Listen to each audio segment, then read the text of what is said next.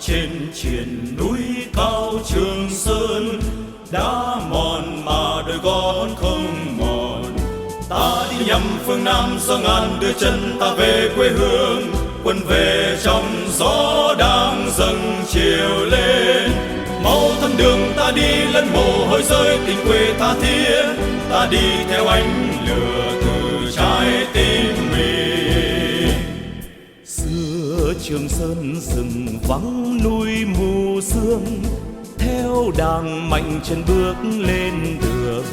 Trên con đường ta đi lưu trào thác xôi, mũi rừng vắt núi. Ôi miền Nam đó giang tay gọi tới. Núi Phước Thành vách đứng nắng hè thét đá, xứ quê mất lối. Ta đi theo ánh lửa từ trái tim mình.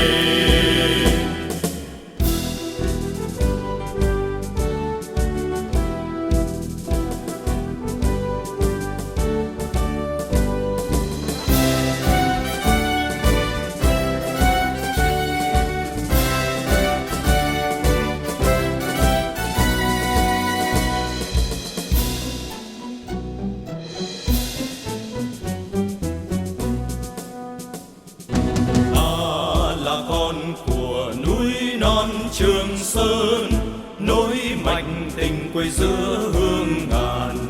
Ôi núi rừng che ta, núi rừng bao vây quân thù bốn phía.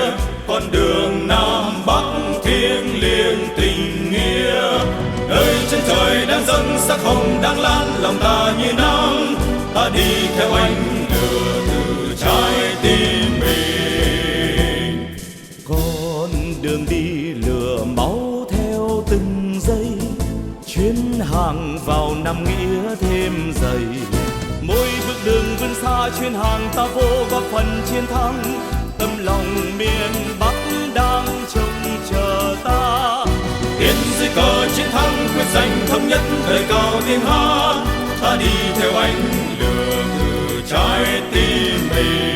Ta đi theo ánh lửa từ trái tim mình. Ta đi theo ánh lửa từ trái tim.